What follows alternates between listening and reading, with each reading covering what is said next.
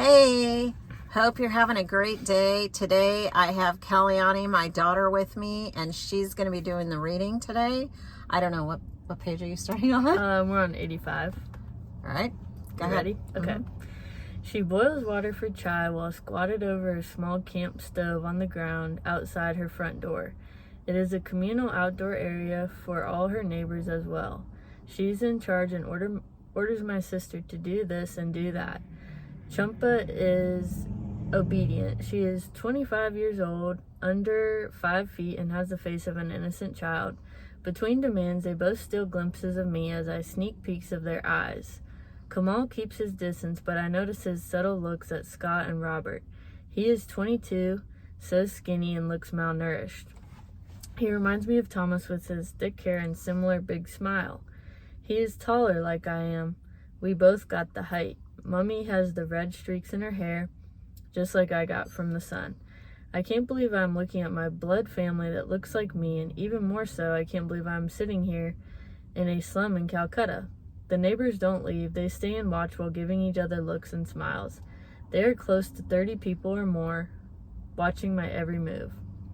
As I drink the chai, they smile with satisfaction and give my mother nods. As I eat eggs and toast, they smile more and wait for my reaction. Robert is right. There is nothing that could make my mother happier right now than us eating her cooking. Her eyes tell everything. Her home is about 8 feet by 8 feet with bright blue walls. She has woven rope cot outside where my brother sleeps. Inside there's a tiny television, a double bed with her clothes underneath, a ceiling fan, and a refrigerator like the one I had in my dorm at college. Bilal explains that they see Mother Teresa walk here almost every day. By American standards, this looks like the poorest of the poor, but in Calcutta, this is considered middle class. The people in her neighborhood were like her family. They are all still looking to see if I had really come and if I was real. So many people told her I would never come back, but here I was, so everyone had to have a look.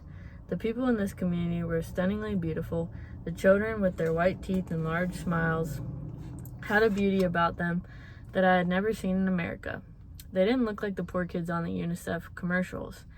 I could now be proud of the way people from India looked. These were some of the most beautiful children I had ever seen. They gawk with wonderment and smile. I later learned they did not believe my mother really had a child in America who was coming to visit. We spend the next couple of nights in a small guest house that costs only $18. There are 3 beds in one big room with a western bathroom. The beds are hard, and I'm not sure the sheets are even clean.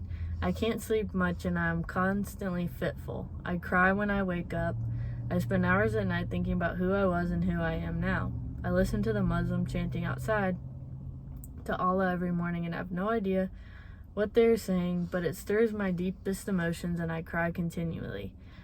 Am I an American or an Indian now? Who is really my family? I don't truly fit in either country. I am not traditionally Indian like my family here, and I am the adopted girl at home. I don't really belong here, and I don't really belong in America. Yeah. Was that hard for you to read? Yeah. Yeah. Well, it was a very, I don't know what word I would describe, but it was a mind-blowing day again to experience being in this place that I knew, here's my family living in this place that is basically a slum. And then being overwhelmed with just all the people. There were so many people there that were just staring and staring. And even when we were inside my mom's house, I could see the eyes around the door of her little house. They were all looking in the doorway and stuff and staring at me. And I guess because, for one, how many Americans actually go into a slum in India and, just come and visit? And for 2, my mom had been talking about me for 25 years and they really didn't believe her. And some of them even thought I was a ghost, which was kind of funny, Yeah.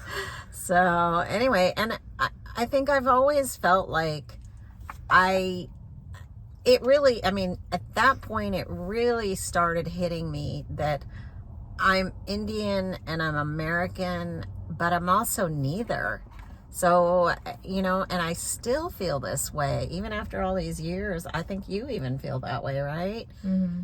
And she's a second generation here, but I don't know. I don't want to speak for you, but do you have any? Yeah, I mean, I think too, even though I was born here, it's like you kind of struggle, because I'm biracial, so it's like you struggle to find your place too. So just different struggles, Yeah. So it's like generational. I've struggled just being Indian and American, and then she struggles being, Indian and white and in a primarily white community. But, with her, everyone sees her as a different race. With me, no one knows what the heck I am. Yeah. Even when I go to India, they don't know what I am. I mean, they just can't figure it out. They can't put me in a box, which I kind of like not being in a box. I don't know about you, but True. I just like that. So anyway, it's always been a challenge, and it will always continue to be a challenge, but I've always embraced both cultures on some level. Probably, there's an innate quality in you when you're Indian that you cannot deny. And I've never been able to deny that. So it's always been a part of me, but I've always had to live in the American society. And also I've embraced so much of that because I like so much of it. And of course, did you have anything else you wanted to say? I think that was everything. Yeah, that was pretty much my thoughts too. So okay. And thank you so much. I appreciate you guys for watching and listening. And I hope that, you feel at home wherever you are. I feel like I can be at home in India sometimes, and I feel like I can be at home in the United States. It's really inside you, to feel at home.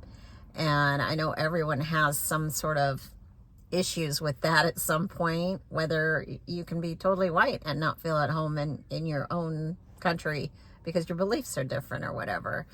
So I hope you found some way to feel like you belong and you are a part of something. Even if it's two different worlds, you can be a part of more than one, one world or one existence. So that's all I have to say. Thank you again. I appreciate you. Bye.